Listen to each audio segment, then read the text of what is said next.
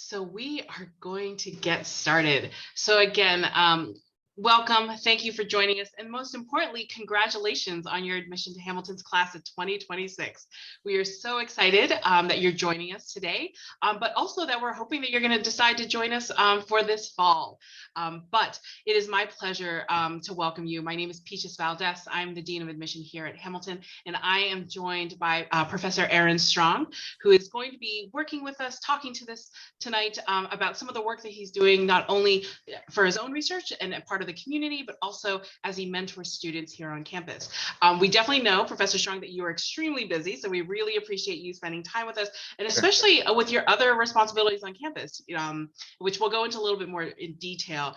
And specifically today, because we know that you took over today's Instagram stories. Yep. So thank you for doing that, and definitely we want to plug that in, and hopefully students will be able to take a look at that later tonight. But for the goal for tonight, the next best thing to visiting a class is meeting with a professor who loves to work with students and mentor them in a variety of ways. And so we're going to get some insight from Professor Strong into some of his academic experiences and those of his students. Professor Strong has been a member of our community, and specifically the Environmental Studies Department, since 2018. And so we've asked him this evening to discuss some of the research that he has and is currently conducting with students and talk about the academic experience for all those students at Hamilton. So just an overview of tonight. We are going to have Professor Strong do a brief presentation, and then we also will have a series of question and answer period. And so we've provided some questions, but we're also going to be taking advantage of the ones that you submitted in your registration. And then also any questions that you have this evening, please feel free to put them in the Q&A. I'm supported by my colleague, JD Ross, who is Associate Dean of Admission here. He will be behind the scenes answering the questions. And so please feel free to put them in the Q&A when you are inspired to do so.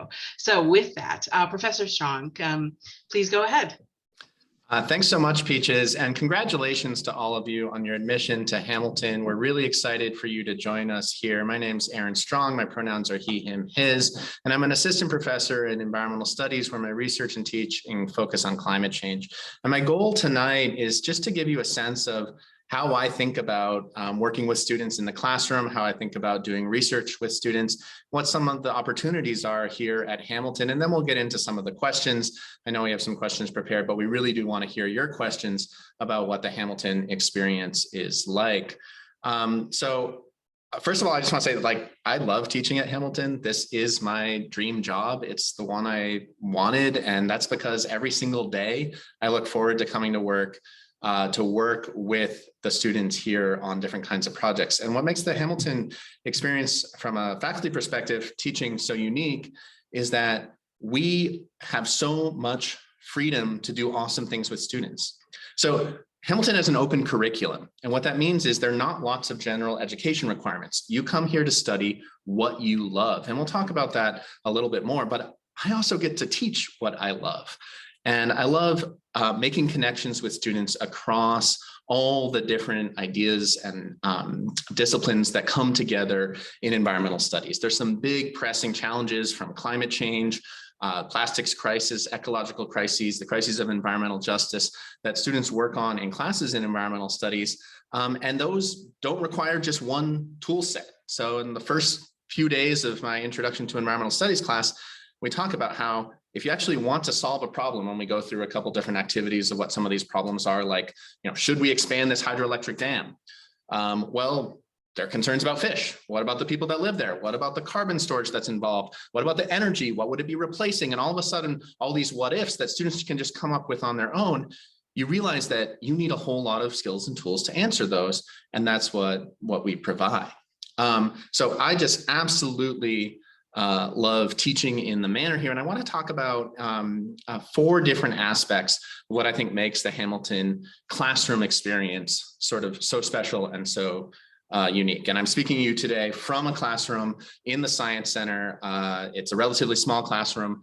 It's set up in a discussion format so that, you can see, you can have a smaller seminar class, a first-year course meet in here, and I want to talk about what a first-year course is when I go through some of the bullets in my presentation. So first of all, Education at Hamilton is incredibly engaged. What do I mean by engaged? It's part of, sometimes we talk about experiential learning and learning by doing. Well, I have students in my classes give final presentations. Okay, what's unique about that? Lots of people have students give final presentations. Well, in the classes that I have, students are giving final presentations to and for the community about problems that the community around here is facing. So in my climate risk and resilience class, the students are giving final presentations to the mayor of Clinton, to the village and town council, to concerned members of the public. And it's just amazing to see the difference in the level of like how students perform when they're speaking to people about real world problems. So just an example of this, students are doing a climate vulnerability and risk assessment. What that means is they're actually crunching the numbers on what the risks of climate change are for this community. But then instead of just presenting to their peers or presenting to me, they're going out in the community and getting feedback from the community. And I've had so many students now who have graduated and are continuing to work on this kind of climate risk and vulnerability assessment, either in graduate school or in great consulting jobs. And they say to me, what really mattered was I had to do it at that next level while I was in college. College wasn't a preparation for me to do this. It was doing it so that when I got out of college, I was ready to do it. I didn't have to relearn how to, present real data, real work to the public. I had already done that. And that's sort of the ethos that goes through so many classes here at Hamilton that are incredibly engaged with the real world out there, where students are getting excellent experience writing for public audiences, communicating to public audiences. It's one of the things we do really, really well here. And that's true across all of our classes. But what's it like in the classroom? This is another thing I love about teaching at Hamilton. I can't think of it. I've never offered a class or seen a class that's just the professor shows up, gives a lecture, and leaves. I've been to large institutions. I know what big university experiences can be like, and they can be great and wonderful. But one of the amazing things about Hamilton is that we have relatively small class sizes. Now, everyone thinks that's a good thing, and I think, okay, small class sizes are good. Why? There are two really important reasons why having relatively small class sizes are really wonderful experiences. One, teaching can be done in many different ways. Not everyone learns in the same way. It's really hard to teach enormous classes with active learning. There are great strategies for doing it, and people are trying to figure out how to do that.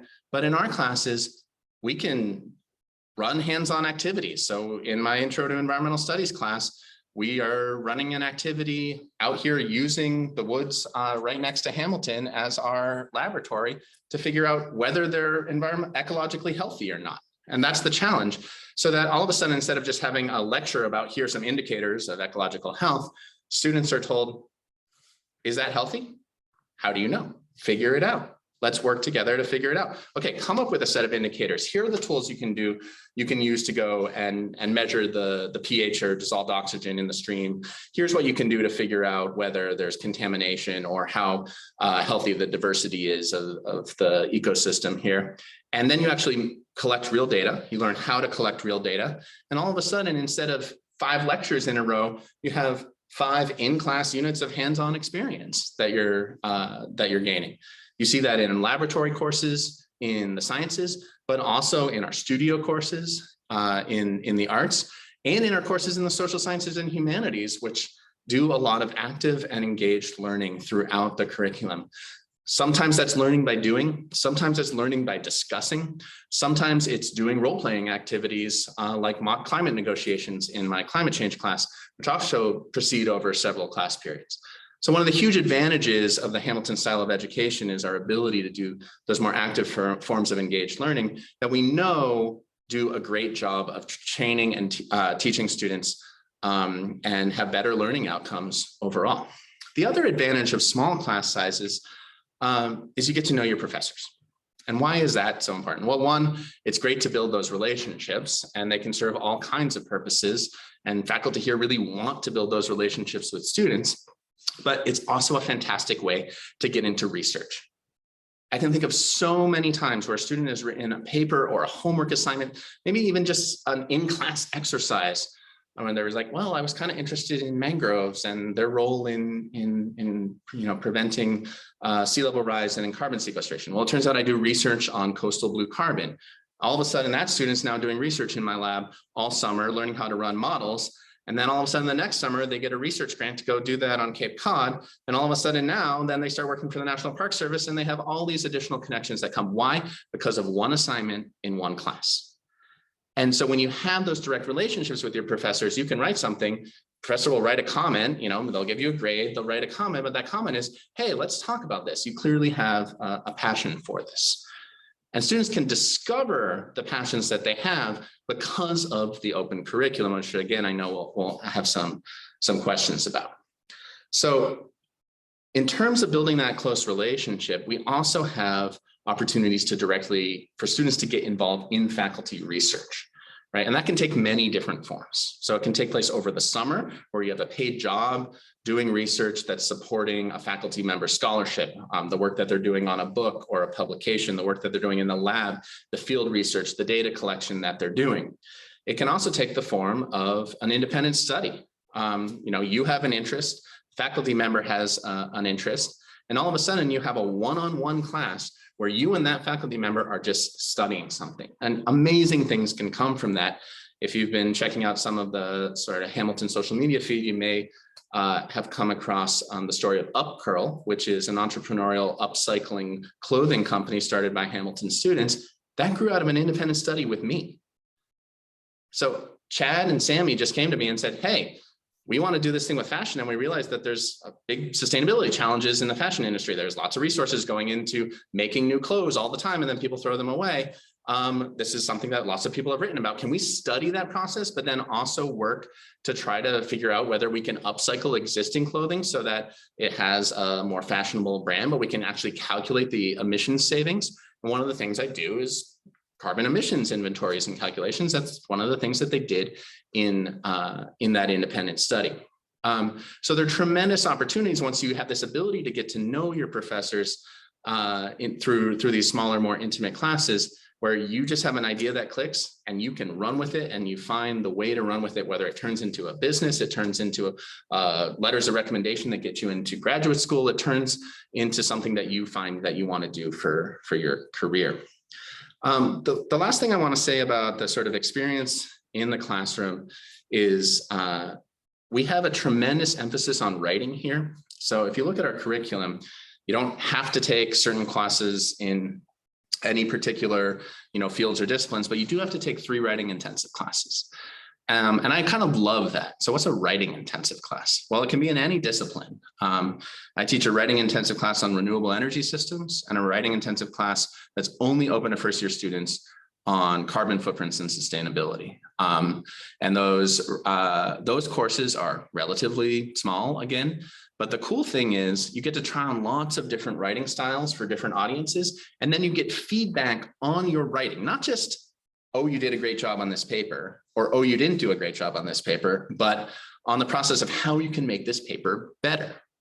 And, so many students really learn how to write through that process, how to appropriately use the right tones of voice, how to write persuasively with excellent transitions in real world context, so that students can come out of here as excellent communicators in the topical areas that you're most interested in. And it's really a big part of the Hamilton brand. And one of the things I love about Hamilton is that you'll leave Hamilton really knowing how to communicate incredibly well about what you're passionate about. And that will serve you well in whatever you choose to do when you graduate from Hamilton. Knowing how to communicate to many different audiences is an incredibly valuable skill set. And we do a fantastic job training students how to do that. It's one of my favorite things about the curriculum. Lastly, I'll say, what I really, I'm just thinking about an example to kind of give you of kind of stories that have happened about research that students have gotten up to with me recently. Let's just talk about last Friday. So last Friday, I was working with a couple environmental studies capstone students. So they're doing their senior project, and we'll talk about senior projects in a moment. And they're really interested in sustainable agriculture. And one of the things that's a problem with agriculture is dairy farms exist, right? They produce milk, but cows burp out methane, which is a greenhouse gas. And so we're working with the local dairy farmer who's trying a new thing that he can give his cows so that they burp out less methane. And so we're all of a sudden out there, and I have a student who is taking breath samples directly from a cow's nose, and we're now back in the lab running those samples on our gas chromatographs to see what the methane concentrations are. And it turns out we actually, in working with the farmer, convinced him to do a good controlled experiment. So half of his herd has the feed supplement and half of his herd doesn't. And we're comparing the breath between the control group and the treatment group, which has this feed supplement to see if it reduces the amount of methane that they burp out. And it's just an amazing experience that, we get to go to a dairy farm not too far away from here, take samples from the cows, bring them back to our state-of-the-art research facility. So that's the last thing I just want to say is, like, the amazing thing about a liberal arts college like Hamilton is that we do a fantastic research right here, right? I have samples, students who are preparing samples for our elemental analyzer isotope ratio mass spectrometer today, from soil carbon samples to see how much carbon is sequestered in soils. We have a gas chromatograph. We have all this amazing microscopy equipment, and you get this state-of-the-art research opportunity and experience, and the direct relationship with the faculty who can guide you on that research if the STEM fields or environmental fields are what you're interested in. And similarly in all of the other programs and departments, whatever your sort of field and passion is, which, by the way, you get to figure out because we have an open curriculum. So I'll leave it there and let us move into some of the questions that we have. Aaron, this is amazing. Like, a lot of the things that you're talking about, you actually answered quite a few of the questions already, which are great. And I think one of the things that I really enjoyed you talking about was the fact that our students are they're not isolated, they're not working in solo, they're not working solely on the campus. The fact that they're engaging with the local communities, with the local industries, in order to answer these very large questions. And I think that's something really important, because I know that as an admission officer, we get questions about, because of our location, can students actually do research outside of the community? And so you've provided quite a few examples of how students have not just left the confines of a traditional laboratory in the classroom to actually really engage and have a great impact, an actual impact on local industries and communities. So thank you so much for providing that.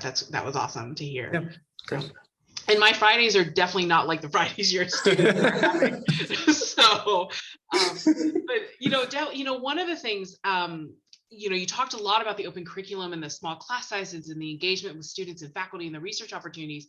And as one part of the college's promise is for students to be able to study what they love.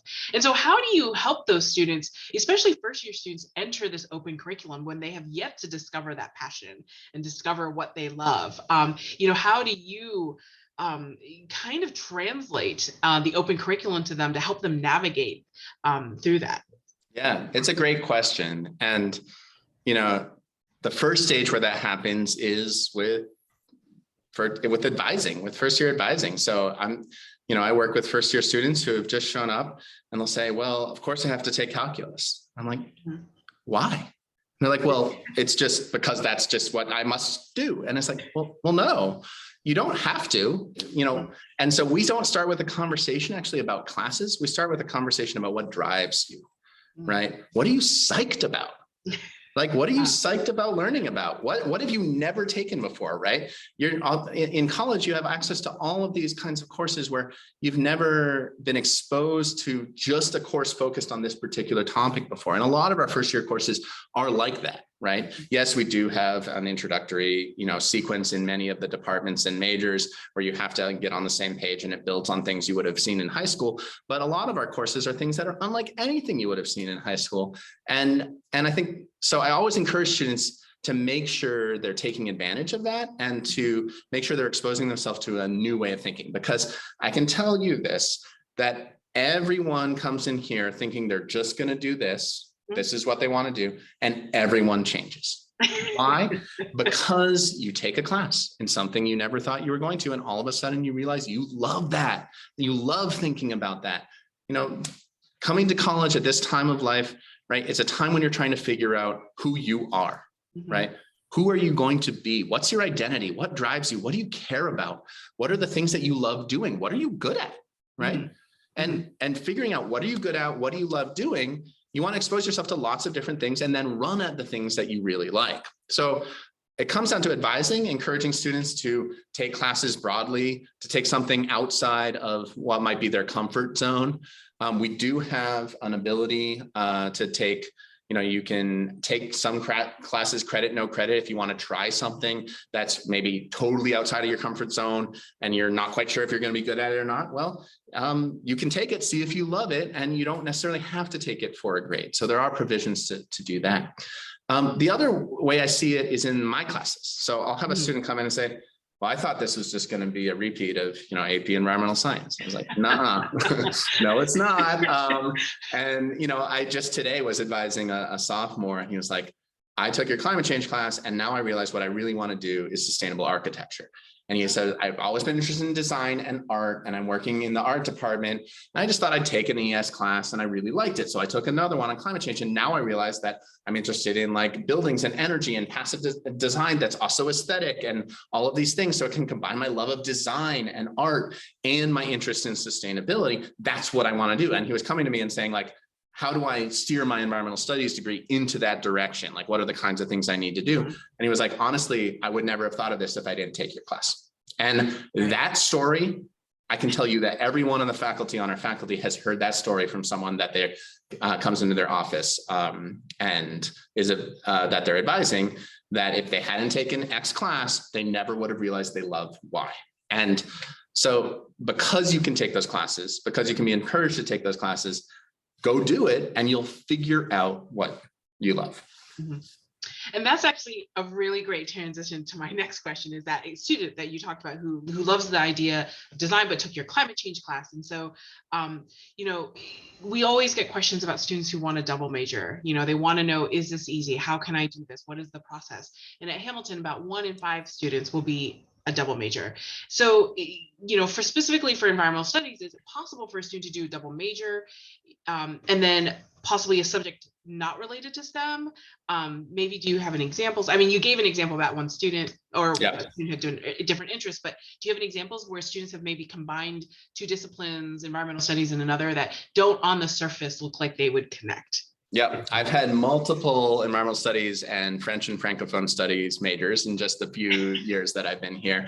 We have a tremendous number of environmental studies and art majors, and there are not a lot of courses that are, you know, serve both of those. There are not a lot of overlapping courses, but we have a tremendous number of students who think, you know, I really love and I'm passionate about art. I'm really love and I'm passionate about environmental studies, and I want to do both of those things. We see a lot of double majors between STEM and something totally different than STEM. So it's not like most of our double majors are like 2 fields that are really close together. A really common one is environmental studies and public policy, for example, or environmental studies and economics. I see a lot of students who are interested in sustainable finance, interested in careers in environmental law, who want to combine those and really show their bona fide credentials in the environmental space, and also show their knowledge in the economics or government space. We have a lot of students who like to combine environmental studies and humanities, and then a lot of students who like to combine environmental studies and other STEM departments. So we have a lot of double majors, which is a testament to the fact that it's totally doable. And it helps to think about what your overall plan is, but it's okay if you change your plan, right? So don't feel like, oh, if I double major, I have to come in, I have to do this, this, this, this, and this, and this. None of the concentrations, we call them concentrations majors, right? None of the majors are so course intensive that it's not possible to double major and take lots of things in fields you're interested in. So, you know, I've been talking to a lot of rising seniors, and almost all of them are taking a dance class or a music class or an art class, or a class in, you know, medieval literature, or a class in Africana studies, or I'm just running through literally the list in my head from the meetings I've had in the last few days. And that's a testament to the fact that even if they have two majors or a major and a minor, they're taking courses outside of that that really round them out as well-rounded liberal arts students. That's a real hallmark of the liberal arts education. So it's absolutely doable and something that we see a tremendous amount of. And so this segues into my next question about, you talked about mentoring and working with students, and can you talk a little bit about the advising system that is at Hamilton, a little bit about the ALEX program? Our students have probably heard a little bit about it already. And then of course, that senior capstone, you gave great examples of senior capstones, but what's that process? There's so much, I know that when I was in college, it was exciting to me because it was like the culmination of all the commitment and the work that I had done through 4 years. And so how do you support students through that process of kind of figuring out the idea, but then helping them, throughout the process of developing it to that final piece? Yeah, so it's the ALEX system and advising as a whole. You get a faculty advisor, and you also get an ALEX advisor. You also have someone who can support you from the Career Center. And one of the ways we think about it is there's lots of different kinds of things that you're looking for: support, connections, advice, guidance on throughout your Hamilton career. That's not just about which classes to register for. Like, that's one piece. And so even on the academic side, which, when I have my advising meetings, it's not all about which classes to register for. It's like, what do you want to get up to this summer? What are you thinking about where you want to be when you graduate? What do you love? What are you psyched about? What activities are you up to? What sports do you play? What things do you spend your time doing? How can we connect about those things? It's this whole person vision, right? Mm-hmm. And then with your ALEX advisor, you have an additional person who can help build those connections of things sort of outside of the academic sphere that can guide you on your process. And we also have a career center that can guide you on that process as well. We all are able to share information as your advising team, but it gives this sort of holistic perspective on advising. And this week have had many conversations with students about what they're doing this summer, written countless letters of recommendation for students for summer internships, things called research experience for undergraduates, which are these paid research appointments at big research universities. I have students who are working, through grants and funding to do research with on Hamilton campus or with Hamilton faculty this summer. So there's all kinds of things that you can do in the summers. And that's just one example of ways in which advising is not about just, making sure you take the next course that you should take for the major, right? Every concentration at Hamilton has a senior program. And the way I think about it is it's your opportunity to really own something, right? So in some departments that takes the form of a thesis, in some it's a capstone project, or in some way something that is a summation or demonstration of all that you've done and learned. But in each case, it's something that you get to own, right? That this is your thing that you're doing. And I think it's that great opportunity to really put yourself out there and dive into something that you want to generate new knowledge from. So in environmental studies, that's what I always say, we have a thesis option and a capstone option. They're just different. One's a little bit more sort of practical and community experientially oriented. One's a little bit more, you have a thesis advisor oriented, and both options are available to any of our majors. But what I tell all the students, whether they're doing a capstone or a thesis, is, what we want you to do is to generate something new, right? Mm-hmm. And whether that's discovering something new, doing original empirical research of some form, it can be social science research, it can be STEM research, it can be new analyses.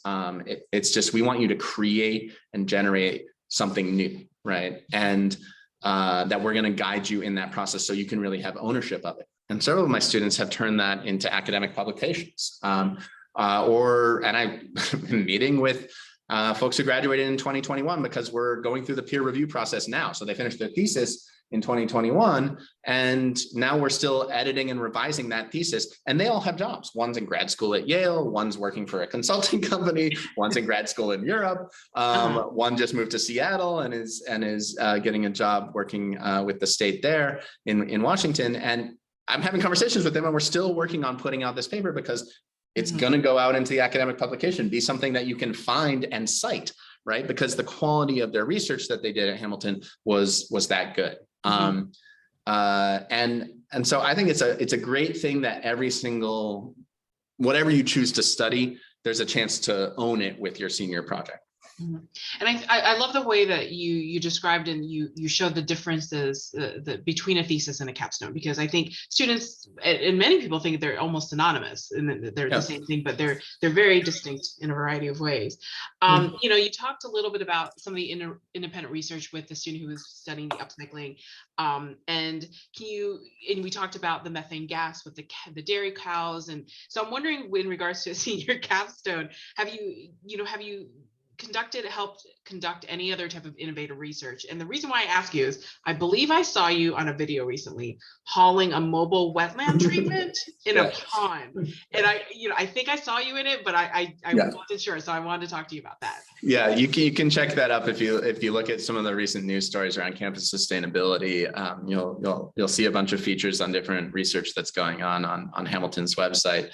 And also on today's Instagram stories, you'll see a couple different research projects featured there. So this is it's a floating treatment wetland, and actually it grew out of a lecture I gave in my introduction to environmental studies class to a student who was at that time, it was a first year. She's actually a sophomore right now, so it's not even a senior thesis project. Her name is Ellie Sangri, and so we did a whole unit on sort of nutrient pollution, right? The problem that's from water quality that comes from having too much nitrogen or phosphorus. And she was like, oh, I have this idea. I read about this thing. I wonder if we could create it here. And so she came up to me and was like, I'm interested in this. I was like, yeah, let's figure it out. Flash forward, 12 months later, and we've constructed a solar powered prototype of this. It has a siphon that moves up and down with a solar powered pump. Basically, it creates, fills and drains this sort of bed of clay pebbles, which creates oxygen rich and oxygen poor environments as it goes up and down. That's the perfect environment for a kind of microbe that can actually remove nitrogen from a system called a denitrifier. But the amazing thing about this is, in order to do this and make sure that and figure out if it's worked, we needed to bring together our hydrologist who's in the geosciences department, Todd Rain, who has systems for measuring nitrate concentrations, and Mike McCormick, who's our microbiologist from biology, who studies the genetics of microbes and has the setup in his lab to figure out what kinds of bacteria are present, and me as an environmental studies professor who's working on the sort of remediation side of it. And we've constructed this this floating treatment wetland, and it's just in the context of an independent study, again, that grew out of a class. And now all of a sudden, after this was kind of featured, Ellie's getting calls from companies and people who do professional nutrient remediation. It was like, hey, we're really interested in small scale nutrient remediation, like aesthetically designed floating wetlands where you can have these plants growing out. Do you want to come talk to us? So this, like, someone else was like, you have to patent this right now. And it's an example of, we have the facilities and research and expertise to guide a student. But the amazing thing is, like, Ellie's leading this, right? It was actually in this room. She brought together her three professors, all of whom are supporting the independent study, to chat through and go through all of the plans to make sure that all of our plans were gonna work out. So it's a great story. It's an example of the kind of research we can do, and it's leading to something kind of totally novel and new. And it was just this design kind of built from first principles and an idea of how these siphons and systems and microbial communities work. And so far, it's really working. We're going to do a lot more research on it this summer. Mm-hmm. I saw the video and I saw her, and I totally didn't make the connection that she was only a sophomore. I didn't know. And I saw her, she had the original drawing of what she thought it was going to be like, and then she built it. So it was pretty impressive and amazing to see. Another question that we tend to get from students is, especially those who are really invested in this research opportunities, can they study abroad? Do you know of students who've studied abroad, and are they able to connect it with what they're currently doing on campus?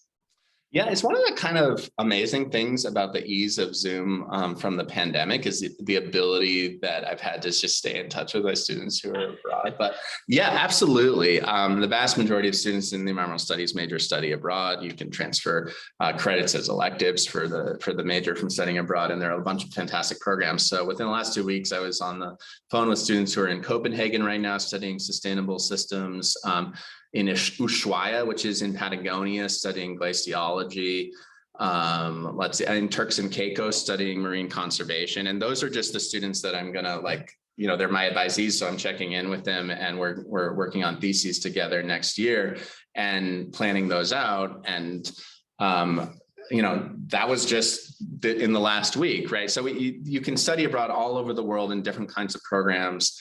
Sometimes it takes the form of being at another university, right? So you're taking classes at that university in a city. Sometimes it takes the form of being on a study abroad program that's, like focused in southern Chile, for example, where, you can study all the systems there, and the program really has you do more hands-on research. So there really isn't any sort of detriment or challenge to study abroad, especially if students are studying abroad in a discipline or field that they're also studying here, it really helps build some of those connections. And honestly, I think, both broaden and deepen their education. And that's worked incredibly well. I'd say somewhere between, I don't know what the numbers are, Peaches, for the whole college, but for environmental studies right now,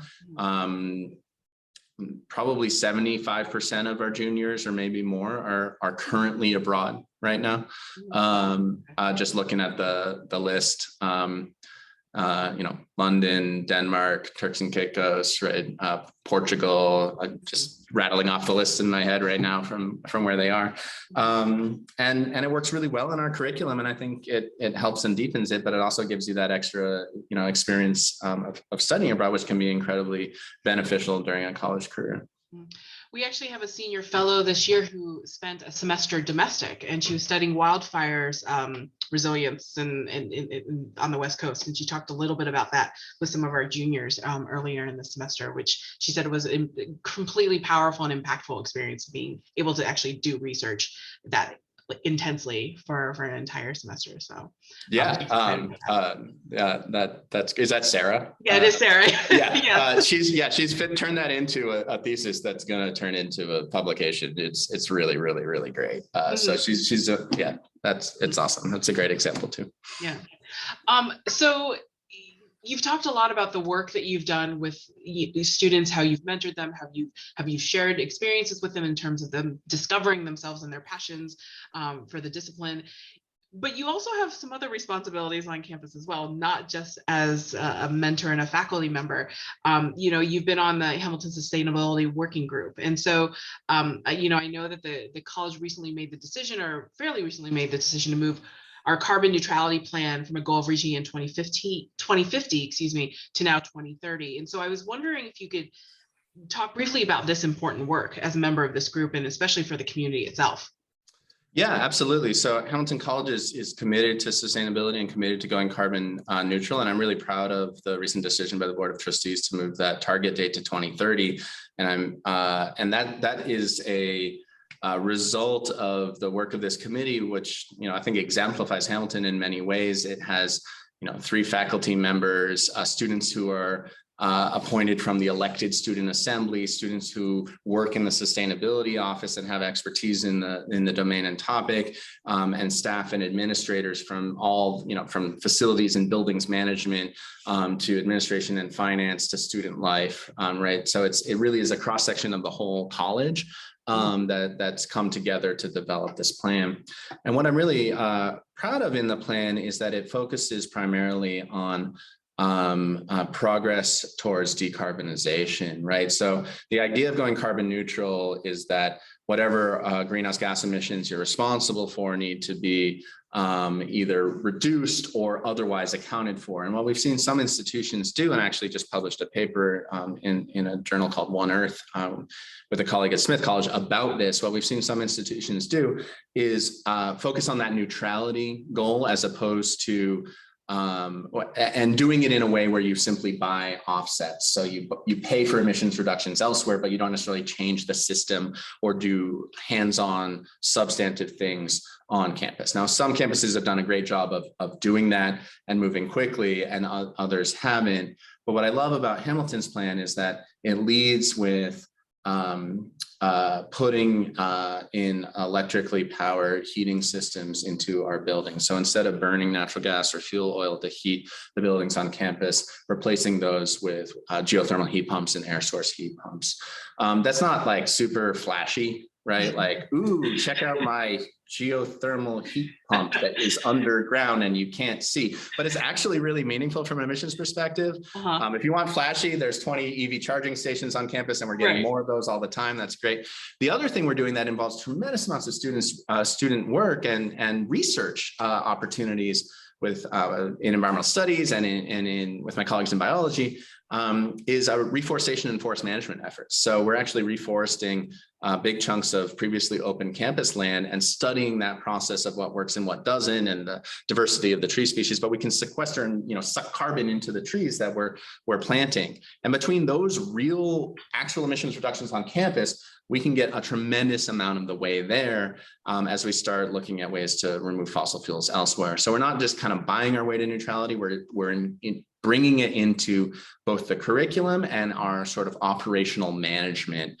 And there are tremendous opportunities to get involved in research on sustainability, if that's something that you're passionate about, in ways that actually directly work. And just one more example of that, we have a capstone student right now who's actually writing part of the forest management plan for one of our forest units on campus as her senior capstone.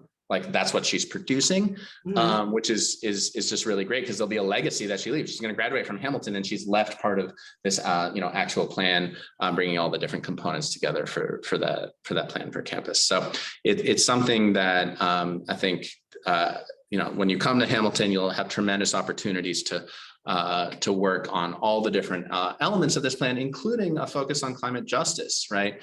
So that we need to recognize that people who suffer the most from climate change are often people who are most marginalized in society. And so there's a real push to think about how we're incorporating climate justice principles into what we do. And one of those ways is, by not focusing on continuing to burn fossil fuels here, but buying offsets elsewhere, we're actually reducing a source of air pollution that affects people around here in upstate New York. And so it's been great to bring all of those different principles together in this process. Great, thank you. So we had a question that was submitted with the registration, and I wanted to thank the student Dana Blatt for sending this question. And the reason is because this evening you've showed us you've shared with us so much information about the innovation of our students, our faculty, of our community. And so you may have thought about this already, but do you have a dream course that you would want to teach? Because honestly, all your classes that you're telling me right now seem like dream courses, but do you have a dream course that you want to teach?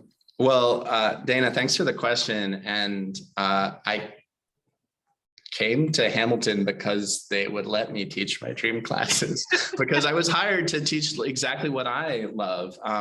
I was trained in an interdisciplinary way where I'm both a biophysical scientist in STEM. I work on carbon cycle feedbacks and climate dynamics. And then I'm also trained in how to study decision-making processes and governance. So I'm both a social scientist and a natural scientist. And most places are like, no, you have to pick one.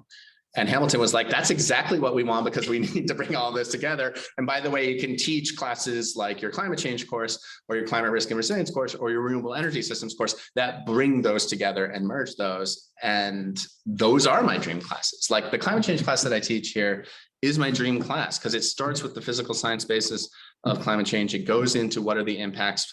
And I tell students on day one, and everyone laughs, that I say, by the end of this class, you're going to be optimistic. And everyone thinks it's a joke. They actually do, right? Like you think it's like, oh, right, it's going to be like, no, you're actually just going to tell us like how horrible the climate crisis is. And at the end of the class, students leave optimistic. And if you're interested in how, you'll have to take the class when you come here. But The last part of the class goes into what the solutions are and some of the evidence that we're starting to see the kinds of components of a just transition that are necessary to address the climate crisis. So that really is my dream class, because I want everyone who comes here to be able, even if you don't want to major in environmental studies, to be able to take a class on this pressing issue of our times, and teaching at an institution that not only allows me to do that, but encourages me to teach in this interdisciplinary manner. That was always my dream, and it's like amazing to do it because it really is everything I wanted it to be. So thanks for the question. By the way, Dana, that's the question we ask faculty candidates when we interview faculty candidates on Zoom. Like, you get a bunch of applications and you do the first kind of round of interviews on Zoom, and then you bring candidates to campus. That's the process for hiring faculty. We literally ask, what's the dream course? That's one of our interview questions. So good on you for asking.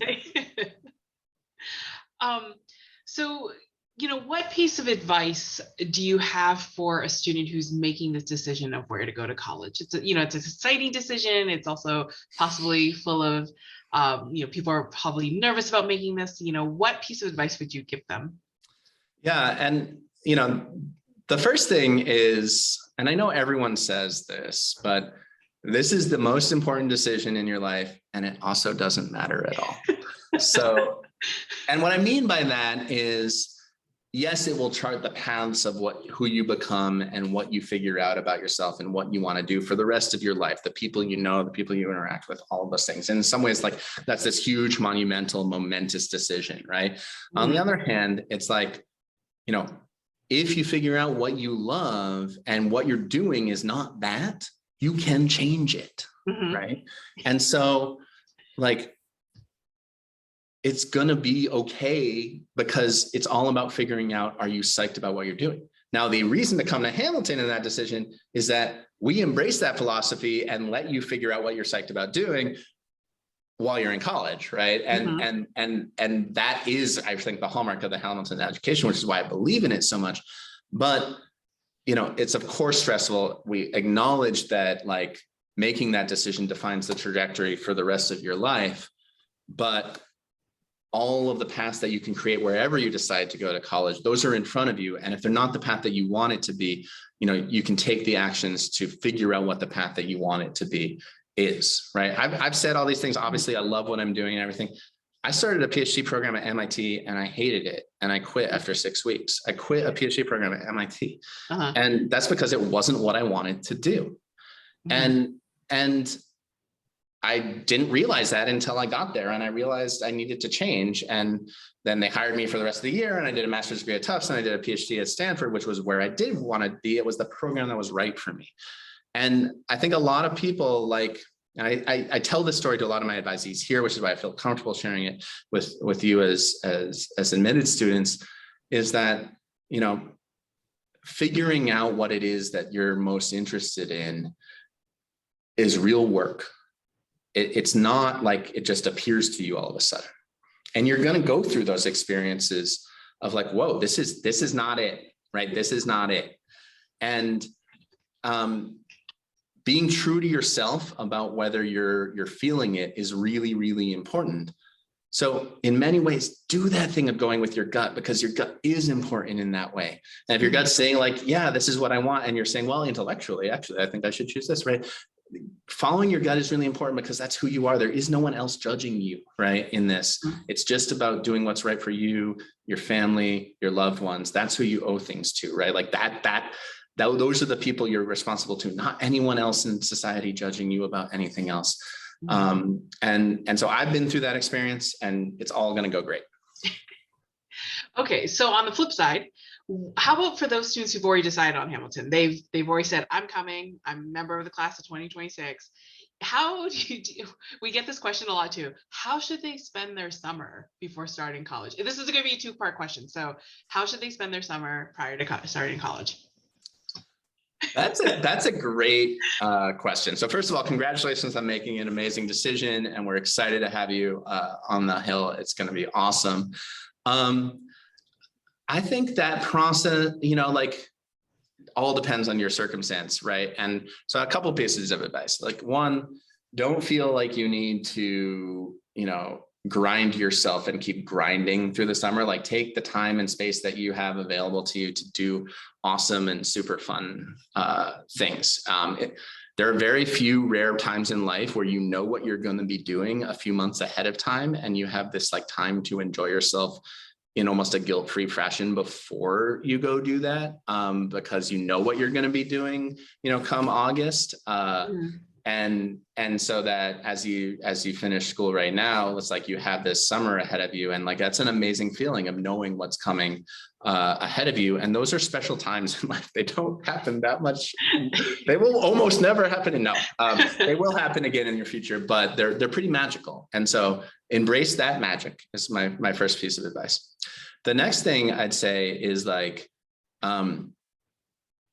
get yourself into something that you've never done before and that you're really excited about. If you can, like, you might be in a position where you need to work and make money, like work and do something that you're excited about and gain that experience. It's incredibly valuable.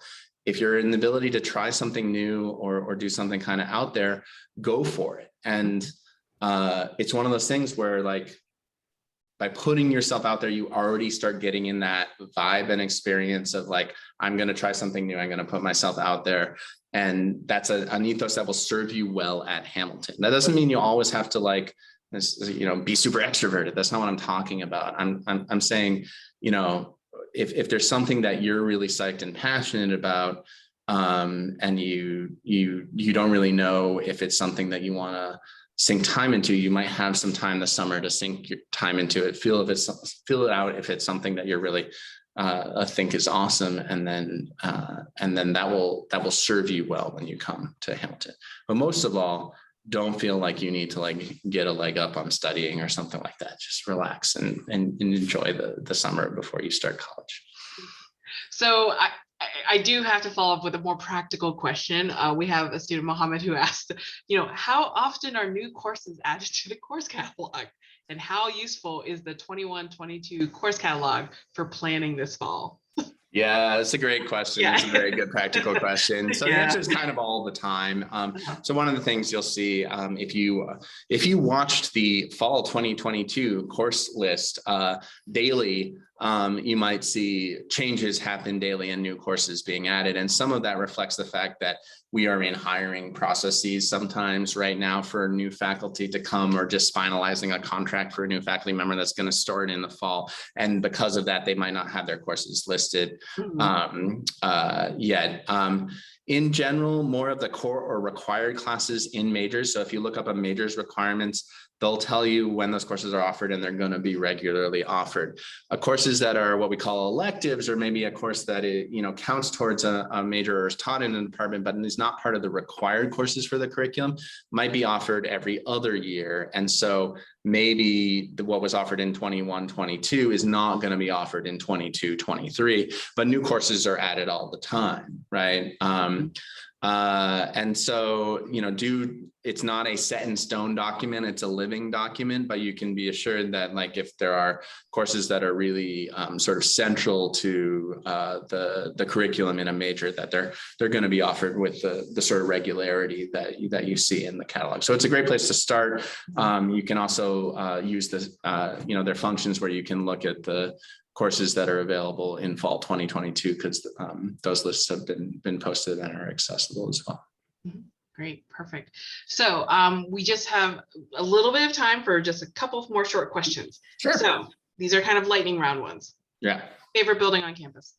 I'm going to out myself and say that I like KJ more than the Science Center, even though I teach and have my office in the Science Center.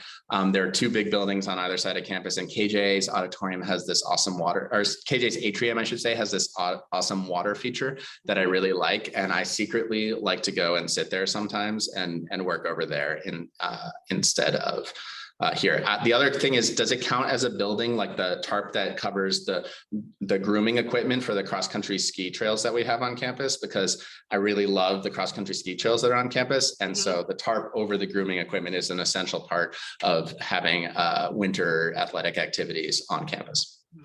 And actually, what I'll add is that this Thursday, we're going to have a campus crawl seminar or webinar in which we are going to be featuring the Science Center and also KJ. So students will be able to get to see both of those. Yeah, and so KJ is where a lot of the social sciences are. So, my colleagues in government and economics and history are all over in KJ. Mm-hmm. Favorite place to eat on campus? Fojo Cafe in the Science Center because I go there every day. Okay.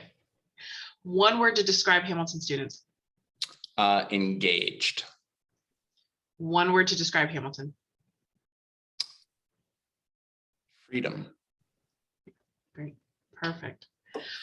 Well, Erin, thank you so much for taking time this evening to talk to us. We learned so much about not just the program, the environmental studies program on campus, but a lot about just kind of the academic ethos and the encouragement for our students to be inspired by their faculty, but also inspired by the world around them and taking that to more innovative action.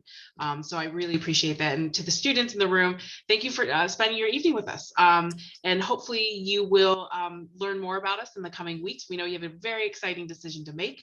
And so please visit hamilton.edu/explore for all of our future events. If you have any questions, don't hesitate to be in touch with us at admission@hamilton.edu. Good night, and thanks so much for joining us again. Great. Thanks, everyone. Thanks, Peaches, and thanks, everyone, for joining tonight. Thank you.